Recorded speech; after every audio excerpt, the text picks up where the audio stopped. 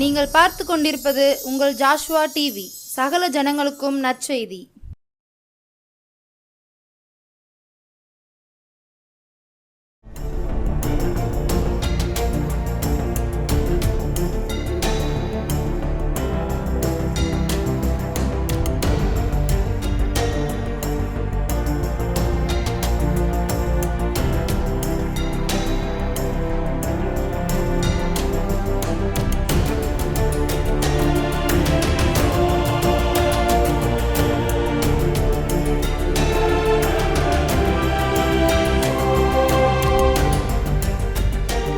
ஆண்டவராக இயேசு கிறிஸ்துவின் நாமத்தினாலே இந்த நாளில் அருமையான ஜாஸ்வா டிவி நேயர்களுக்கு என் அன்பின் வாழ்த்துக்கள்.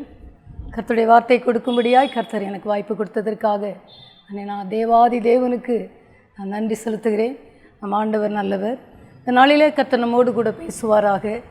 பார்க்கிற எனக்கு அன்பான என் தேவ ஜனங்களே, நம் கண்களை மூடி ஆண்டவருடைய முகத்தை நாம் பார்ப்போம். பரலோக தந்தையே உம்மை துதிக்கிறோம். நீர் எங்களோடு பேசுகிறவரப்பா.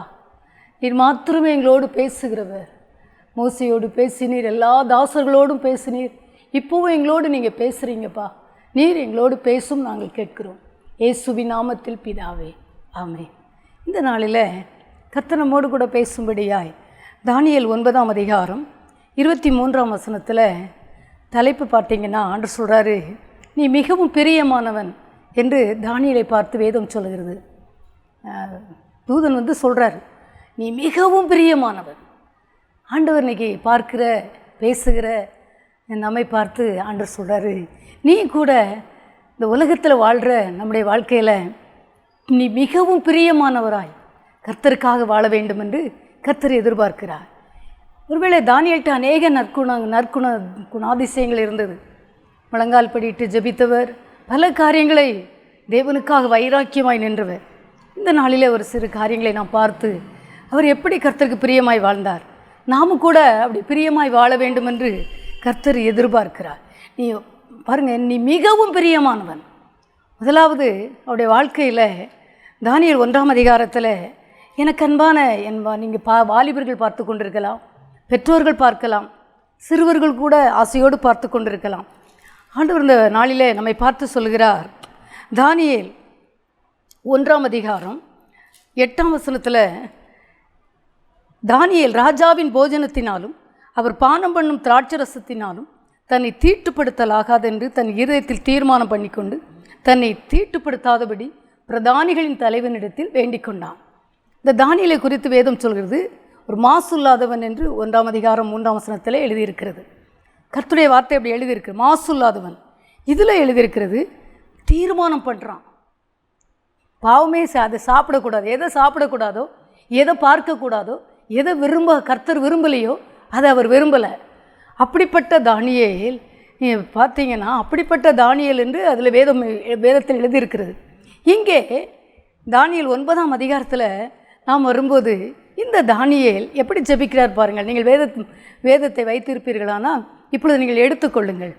9ஆம் அதிகாரத்தில் 3ஆம் வசனத்தில் வேதம் சொல்கிறது, அங்கே வேதம் சொல்கிறது, தானியேல் மிகவும் தீர்மானம் பண்ணி இதெல்லாம் சாப்பிடக்கூடாது, இதெல்லாம் விரும்பலை, ஆண்டவர் விரும்பாததை, அந்த ஒருவேளை உலகம் பாவத்தை நோக்கி ஓடிக்கொண்டு இருக்கிறது, ஆண்டவர் விரும்பாததை அவர் செய்யவில்லை. இங்கே 9ஆம் அதிகாரம் 3ஆம் வசனத்தில் சொல்கிறார், நான் உபவாசம் பண்ணி ரட்டிலும் சாம்பலிலும் உட்கார்ந்து தேவனாகிய ஆண்டவரை ஜெபத்தினாலும் விண்ணப்பங்களினாலும் தேட என் முகத்தை அவருக்கு நேராக்கி என்று எழுதுகிறார். இங்கே 9ஆம் அதிகாரத்துக்கு நீங்கள் பார்ப்பீர்களானால், தானியேல் 9 எடுத்து வாசித்து பார்ப்போமானால், அங்கே முதலாவது என்ன செய்தார் பாருங்கள், உபவாசம் பண்ணி ரெட்டிலும் சாம்பலிலும் உட்கார்ந்து தேவனாகிய ஆண்டவரை ஜெபத்தினாலும் விண்ணப்பங்களினாலும் தேட என் முகத்தை அவருக்கு நேராக்கி. இங்கே ஒரு பாவ அறிக்கை பண்ணுகிறார். யாருக்காக பண்ணுகிறார் பார்த்தீங்கன்னா, அவர் என்ன சொல்கிறார்னா, பிதாக்களுடைய பாவத்தை அறிக்கை பண்ணுகிறார், ஜனங்களுக்காக அறிக்கை பண்ணுகிறார். அவர் என்ன சொல்கிறாரு, 4ஆம் வசனம் 9:4, என் தேவனாகிய கர்த்தரை நோக்கி ஜெபம் பண்ணி பாவ அறிக்கை செய்து, ஆண்டவரே உம்மில் அன்பு கூர்ந்து உம்முடைய கற்பனைகளை கைக்கொள்கிறவர்களுக்கு உடன்படிக்கையும் கிருபையும் காக்கிற மகத்துவம் பயங்கரமான தேவனே, பாவ அறிக்கை பண்ணுகிறார். எனக்கு அன்பான பார்க்கிற எனக்கு அன்பு நேயர்களே, இந்த உலகத்தில் பாவம் எங்கே பார்த்தாலும் பாவம் இருக்கிறது, எங்கே சென்றாலும் பாவம் செய்யலாம். அப்படிப்பட்ட காலத்துக்குள் நம் கடைசி நிமிஷத்திற்குள் வந்திருக்கிறோம். இங்கே தானியேல் பாவ அறிக்கை பண்ணுறார் பாருங்க. அவர் எப்படி சொல்கிறார் பாருங்களேன். 9ஆம் வசனத்தில் சொல்கிறாரு. இங்கே அறிக்கை என் பாவ அறிக்கை செய்து ஜெபம் பண்ணி, அப்படி 4ஆம் வசனம் சொல்கிறது. 9ஆம் வசனம் சொல்கிறது, அவருக்கு விரோதமாய் அவர் சொல்கிறார், அவருக்கு விரோதமாய் நாங்கள் கலகம் பண்ணி அவர் தீர்க்கதரிசிகளாகிய தம்முடைய ஊழியக்காரரை கொண்டு எங்களுக்கு முன்பாக வைத்த அவருடைய நியாயப்பிரமாணங்களின்படி நடக்கத்தக்கதாக நாங்கள் அவருடைய சத்தத்துக்கு செவி கொடாமற் போனோம். தீர்க்கதரிசிகள் சொன்னதை நாங்கள் கேட்கலை அப்படின்னு சொல்லி அறிக்கை பண்ணுறார். ஆலயத்தில் சொன்னதை, கர்த்தருடைய வார்த்தையை நாங்கள் அதை அது எப்படி சொல்கிறார் பாருங்கள். அவர் தீர்க்கதரிசிகளாகிய தம்முடைய ஊழியக்காரரை கொண்டு எங்களுக்கு முன்பாக வைத்த நியாயப்பிரமாணங்களுக்கு நாங்கள் நடக்கத்தக்கதாக நாங்கள் அவருடைய சத்தத்திற்கு செவி கொடாமற் போனோம் என்று பாவ அறிக்கை பண்ணுகிறார். இந்த நாளில் கூட பாவம் செய்யாதவர்கள் ஒருவரும் இல்லை. ஆனால் வேதம் சொல்கிறது, பாவம் செய்கிற ஆத்துமா சாகவே சாகும் என்று வேதம் சொல்கிறது. ஒருவேளை பாவத்திலே நாம் வாழ்ந்து கொண்டே இருப்போமானால் நம் ஆத்துமாவும் மரித்துவிடும், நம் ஆவியும் மரித்துவிடும். இங்கே எனக்கு அன்பான பெற்றோரே, இந்த நாளில் நம் தீர்க்கதரிசி சொல்கிறதையும் கேட்குற, வேதம் சொல்கிறதையும் ஆண்டவர் சொல்கிறதையும் கேட்குறது இல்லை. இன்றைக்கி நம்ம மன்னிப்பு கேட்க போகிறோம். ஆண்டவற்றை கேளுங்க. ஏன் அவன் பிரியமானவன் என்று பெயர் பெற்றார் தெரியுமா? பாவம் செய்யாத ஒரு தீர்க்கதரிசி இங்கே சொல்கிறாரு, நாங்களாம் பாவம் செய்தோம், பிதாக்களுடைய பாவத்தை, ஜனங்களுடைய பாவத்தை, தேசத்தின் பாவத்திற்காக அவர் மன்னிப்பு கேட்கிறார். அது மட்டுமா, 10ஆம் வசனத்தில் சொல்கிறாரு, ஆனாலும் எங்கள் தேவனாகிய ஆண்டவரிடத்தில் இரக்கங்களும் மன்னிப்புகளும் உண்டு என்று சொல்லுகிறார். ஆமாம், எப்படி சொல்கிறார் பாருங்களேன். ஆனாலும் எங்கள் தேவனாகிய ஆண்டவரிடத்தில் இரக்கங்களும் மன்னிப்புகளும் உண்டு. தானியேலை போல இந்த வேளையில் கூட பாவத்துக்காக, மற்றவர்களுக்காக, ஒருவேளை ஆண்டவர் பிரியமானவர் என்று சொல்வதற்கு ஒரு பெரிய அதில் திட்டம் இருக்கிறது என்பது நீங்கள் புரிந்து கொள்ள வேண்டும்.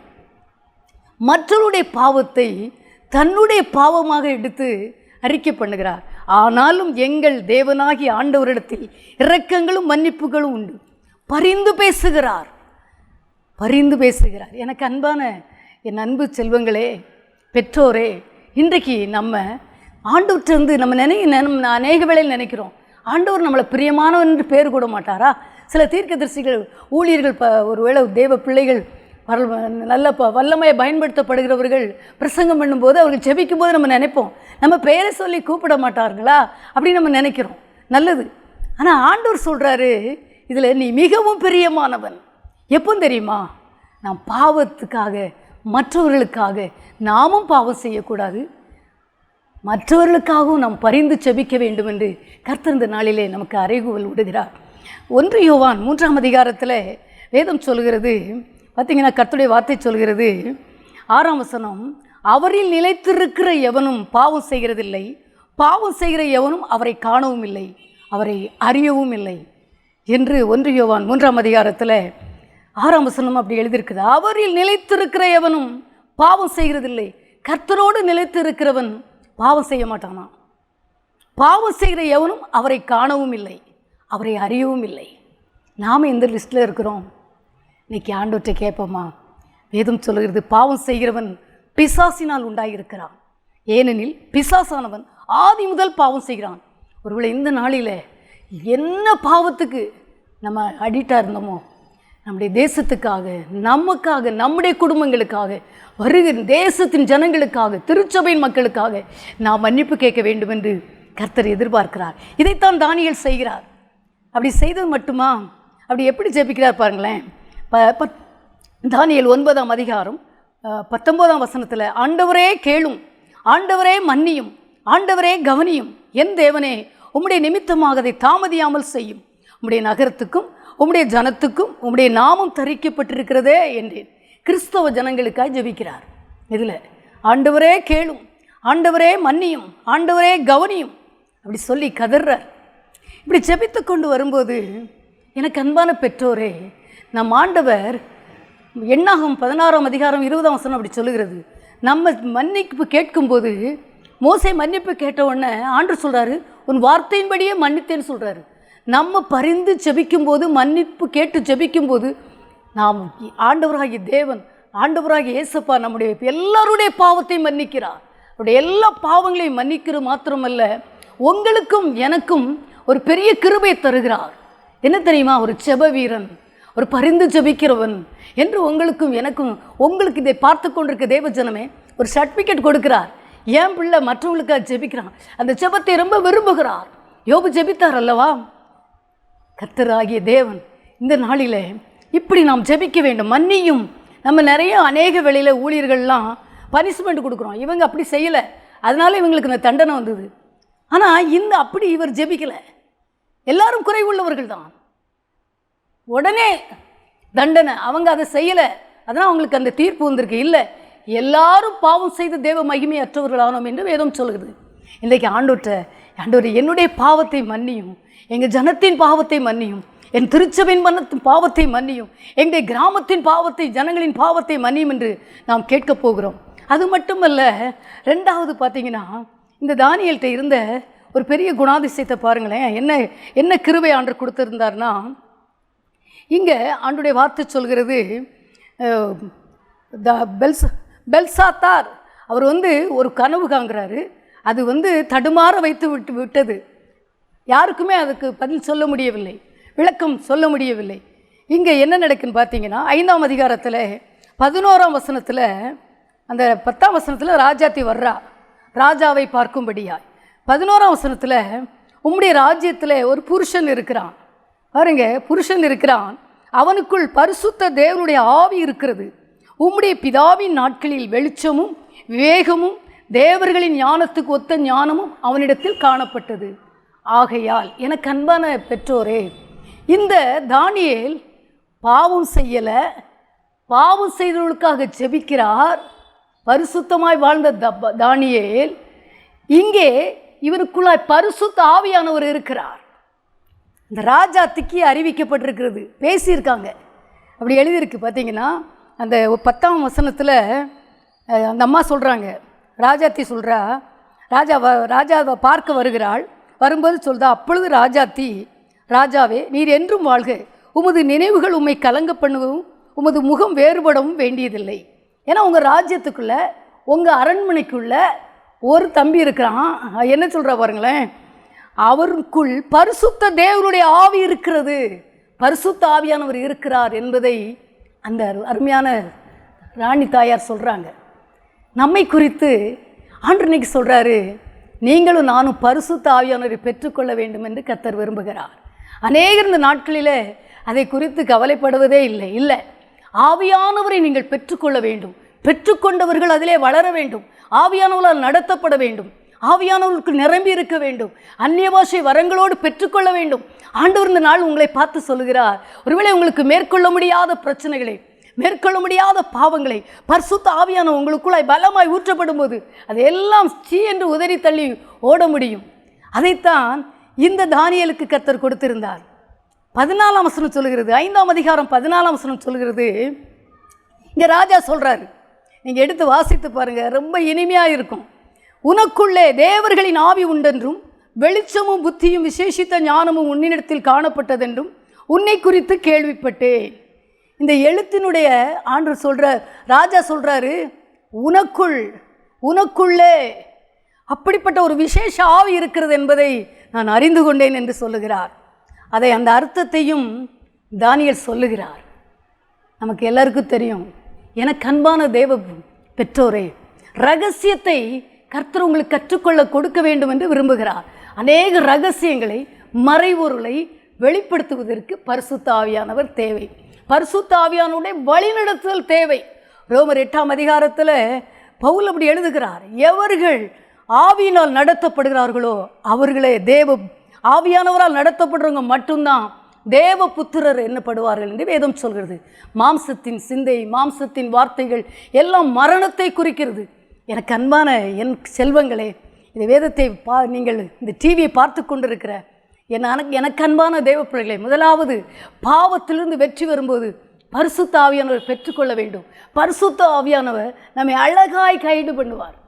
ஒவ்வொரு நாளும் இப்படி நடந்து கொள், இப்படி செபி, இப்படி பாடு, இப்படி கர்த்தரை ஆராதி. மறைபொருளை வெளிப்படுத்துவார். என்ன நடக்க போகிறது, தேசத்தில் என்ன நடக்க போகிறது, பரிசுத்தவான்களுக்கெல்லாம் சொல்லி கொடுக்கிறார் அல்லவா? நாம் கேட்கிறோமே. உங்களுக்கும் சொல்லுவார், உங்கள்கிட்ட பேசுவார். ஆவியானவர் மெல்லிய சத்தமாய் நம்மோடு கூட பேசுவார். அந்த ஆவியானவர் தானியேலுக்குள் இருந்தார். அவன் ஜெபித்தவன், முழங்கால் படி. எல்லாருக்கும் தெரியும், 3 வேளையும் முழங்கால் படியிட்டு ஜெபித்தவர். மரணம் வருவதாய் இருந்தாலும் ஜெபித்த தானியேல். அப்படித்தானே எனக்கு அன்பான செல்வங்களே, இந்த நாளிலே ஆண்டவர் சொல்றாரு, முதலாவது பாவத்தை விட்டு விலகு. 2வது, நீ வர வேண்டிய இடம், நீ மற்றவர்களுக்காய் எல்லாருக்காக நம்ம ஜெபிக்க வேணும். யாருக்கும் நம்ம தீர்ப்பு சொல்ல வேண்டிய அவசியமே இல்லை. தீர்ப்பு சொல்வது கர்த்தர். ஆண்டவர்கிட்ட எல்லாருக்காக நம்ம மன்னிப்பு கேட்க போகிறோம். தலைவர்களாக இருக்கலாம், எல்லாராக இருக்கலாம், போதகர்களாக இருக்கலாம், மேய்ப்பர்களாக இருக்கலாம், நம்ம குடும்பங்களாக இருக்கலாம், திருச்சபையின் மக்களாக இருக்கலாம், எல்லாம் நமக்கு எதிராளியாக இருக்கலாம். எல்லாருக்காக நம்ம பரிந்து ஜெபிக்க போகிறோம். பரிந்து ஜெபித்த ஆபிரகாம், பரிந்து ஜெபித்த நம்ம இயேசுப்பா, இங்கே இவரும் அப்படித்தான் ஜெபிக்கிறார். 9ஆம் அதிகாரத்தில் பரிசுத்த ஆவியானவரால் வழிநடத்தப்படுகிறார்.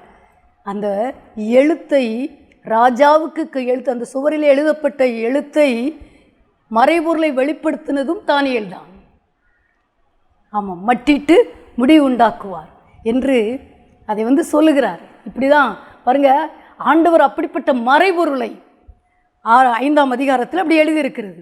எனக்கு அன்பான தேவஜனமே, 3வது ஆண்டவர் சொல்கிறார். பார்த்தீங்கன்னா நமக்கு என்ன சொல்கிறாருன்னா, அந்த 2வது இதில் கடைசியில் பார்த்தீங்கன்னா 25ஆம் வசனம், எழுதப்பட்ட எழுத்து என்னவென்றால் மெனே மெனே தெக்கேல் உப்பார்சீன் என்பதே.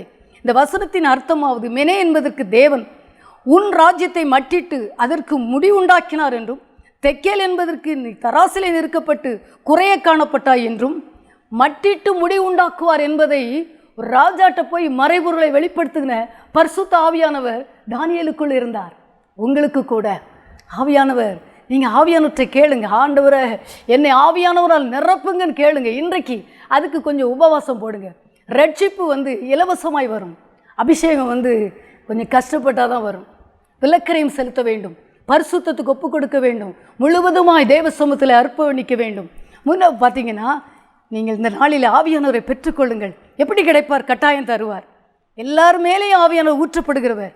ஒருவேளை பார்த்தீங்கன்னா, தானியேல் வேத வசனம் சொல்லுகிறது, இந்த நாட்களில் அப்படி வாழ முடியுமா, பாவம் செய்யாமல் வாழ முடியுமா அப்படின்னு நீங்கள் நினைக்கலாம். வேதம் சொல்கிறது, ஏசாயா 48ஆம் அதிகாரம் 14ஆம் வசனம் சொல்கிறது, நீங்கள் எல்லாரும் கூடி கேளுங்கள், கர்த்தருக்கு பிரியமானவன் அவருக்கு சித்தமானதை பாபிலோனிலும் செய்வான். பாபிலோனிலும் செய்வானா? பாபிலோன்னா குழப்பமான இடம், பிரச்சனை நிறைந்த இடம். அபிஷேகத்தை பெற்றால் பொய் சொல்லாமல் வாழ முடியுமா? ஆவியான உங்களுக்கு உதவி செய்வார். அப்படிப்பட்ட வழிகளை தருவார், அப்படிப்பட்ட பிரசன்னத்தை தருவார். பாபிலோனிலும், அந்த வசனம் அப்படி சொல்லிக்கிறது, பாபிலோனிலும் கர்த்தருக்கு பிரியமானவன் அவருக்கு சித்தமானதை பாபிலோனிலும் செய்வான்.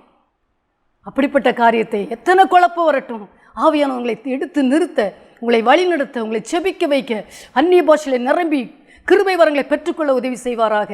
3வது ஒரு காரியத்தை வாசிக்கலாம். பார்த்தீங்கன்னா, இப்படி ஜெபித்து வர்றாரு 9ஆம் அதிகாரத்தில், தானியேல் 9ல் எப்படி எல்லாருக்காக மன்னிப்பு கேட்டு வர்றாரு.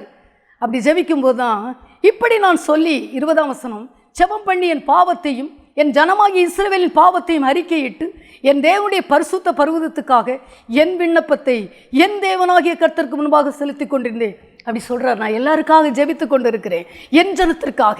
அப்படி சொல்லி ஜெபிக்கும் போதே வசனம் வருகிறார். அப்படி சொல்கிறார், என்ன தேவதூதன் வருகிறார். அப்படி நான் ஜெபம் பண்ணி கொண்டிருக்கும் போதே முதல் தரிசனத்திலே நான் கண்ட புருஷனாகிய காபிரியேல் வேகமாய் பறந்து அந்திப்பலியின் நேரமாகிய வேளையில் என்னை தொட்டான். தேவதூதன் வந்துட்டார், காபிரியேல் வந்து விட்டார். முழங்கால் என்ன பதில் வருதுன்னு பாருங்க, நீ மிகவும் பிரியமானவன், ஆதலால் நீ வேண்டிக்கொள்ள தொடங்கின போதே கட்டளை வெளிப்பட்டது, நான் அதை அறிவிக்க வந்தேன் என்று சொல்லுகிறார். நீ முழங்கால் போட்டவுடனே பரலோகத்திலிருந்து கட்டளை வருகிறது. எனக்கு அன்பான பெற்றோரே, நீங்கள் பல விதத்தில் கண்ணீர் வடித்துக் கொண்டிருக்கலாம், இந்த காரியம் நடக்கவில்லையே. இன்றைக்கு ஆண்டவர் சொல்லுகிறார், உங்களுக்கு பரலோகத்திலிருந்து தூது வருகிறது, காபிரியேல் வருகிறார், நற்செய்தி கொண்டு வருகிறார். நற்செய்தி முழங்கால் படியிட்டவுடன் கட்டளை பிறப்பிக்கப்பட்டது. கட்டளை என்ன தெரியுமா? உடனே கொடுத்து அனுப்பு. கர்த்தர் உங்களுக்கு கொடுத்து அனுப்புகிறார். எந்தெந்த காரியத்திற்காய் கண்ணீர் விட்டு கொண்டு இருக்கிறீர்களோ இந்த நாளில் முதலாவது பாவத்தை விட்டு விலகி மற்றவர்களுக்காக ஜெபிக்கும்படியாய் கர்த்தர் உங்களை ஏவுகிறார். பரிசுத்த ஆவியானவரை பெற்றுக்கொண்டு அவருக்காக ஓடும்படியாய் ஆவியானவரை வழிநடத்திற்கு ஒப்புக் கொடுங்கள். மூன்றாவது, அப்படி ஜெபிக்கும் பொழுது பரலோகத்திலிருந்து தேவதூதன் இறங்கி வருகிறார். இப்படி பாவத்தை அறிக்கை பண்ணி ஜெபிக்கும் போது பரலோகத்தின் தேவதூதன் வந்து, நீ மிகவும் பிரியமானவன். பார்த்து கொண்டிருக்க தேவஜனமே, இன்றைக்கு கர்த்தர் சொல்கிறார், நீ மிகவும் பிரியமானவன். நீ வேண்டிக் கொள்ள தொடங்கின போதே கட்டளை வெளிப்பட்டது. அது மட்டுமல்ல, நீ பிரியமானவன் என்று கர்த்தர் சொல்லுகிறார். கண்களை மூடி நாம் செபிப்போமா? பரலோக தந்தையே, துதிக்கிறோம் ஐயா.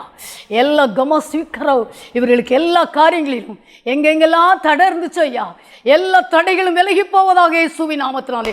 தேவதூதன் இறங்கு, நீ பொய் சொல்ல மனுஷன் அல்ல. தேவதூதன் அப்படியே இறங்கி, காவிரியில் இறங்கி வந்தவர் எல்லார் இல்லத்திற்குள்ளாய் என்னென்ன காரியங்களை செய்ய வேண்டுமோ துரிதமாய் செயல்படுவாராக. நற்காரியங்கள் நடப்பதாக. இவர்கள் இன்னும் கர்த்தருக்கு பிரியமாய் நடப்பார்களாக. இன்னும் பிரியமானவர்கள் என்று பெயர் பெறுவார்களாக. இவர்கள் குடும்பங்கள், திருச்சபையின் மக்கள் எல்லாரையும் பிரியமானவர்கள் என்று முத்திரை போடுவீராக. பார்க்கிற ஒவ்வொருவரையும் ஆசீர்வதிப்பீராக. நெற்றிலே அடையாளம் போடுவீராக. ஆசீர்வதிப்பீராக. இந்த அனுபவத்தை இவர்கள் அனுபவிப்பார்களாக. இயேசுவின் நாமத்தில் ஜெபிக்கிறோம் நல்ல பிதாவே, ஆமென்.